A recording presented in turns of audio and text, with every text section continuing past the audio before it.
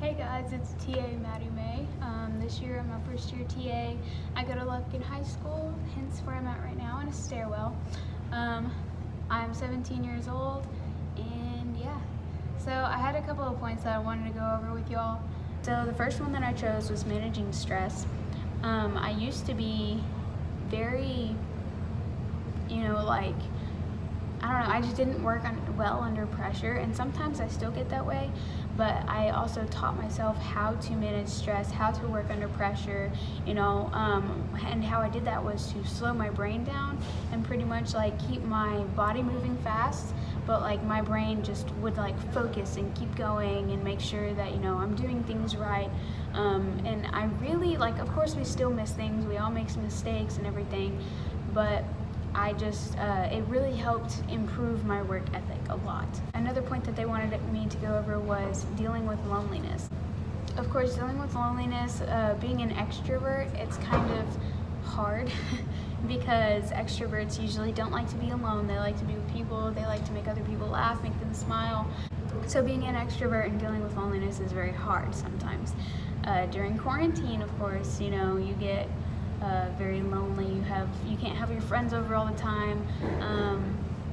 You can't always have your family over. It just depends because quarantine, you're not supposed to be around all those people. So I had to rely on my close family, my sister, my mom, my dad, to keep me from getting too lonely to where I was just all the time. Sometimes I just go sit in there and stare at my mom and be like, okay, I'm done being lonely, because I was so lonely. That's all it took for me to not feel lonely anymore, was just to sit there and stare at my mom and feel like there's somebody else there with me. Sometimes I go talk with my sister, which my sister and I, before quarantine, we have a good relationship. We have a sister-sister relationship. We do fight sometimes, but really we don't fight that much. And during quarantine, we fought even less. We could play games, we could do art together, because her and I both love art. Of course, they're very different, completely different styles of art, but it was still a bonding moment. So that really helped deal with loneliness. Another point was going back to school. Oh my goodness.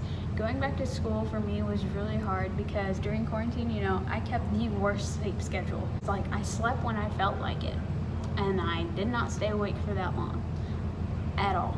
Yeah, that was not smart. I had a hard time staying awake, a hard time focusing, just really being social, because even though yes, I talked to my family a lot, I kind of forgot how to talk to other people.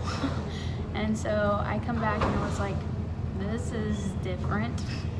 And of course, having to keep the masks on, I kept feeling like it was just hot and I hated the mask.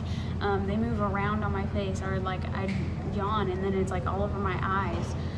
So I did not like the mask at first. Now I'm kind of used to it. But so I definitely got better at staying awake, staying focused. My grades got a lot better. I actually did very well in the first 9 weeks. Now we're in second 9 weeks. I was surprised that I did so well. My lowest grade was a B. Actually, I've never been the kid to nap in class, and I would actually nap in class, but I would always wait. I would be dozing off in the middle of the notes, but waking myself up to try to take the notes. And as soon as she was okay, my lecture's over, I was it was a big hurdle to get over whenever it was coming back to school. But as soon as I got the hang of staying awake for a long period of time and not worrying about me falling asleep and missing something, my grades definitely improved, and I did very well the first 9 weeks. Another thing that I was scared of for coming back to school was my haircut. I did cut my hair during quarantine, so it was after we left school, and then quarantine kind of let up a little bit, so we were allowed to go places, and one place I went was to get my hair cut, and I cut it all off.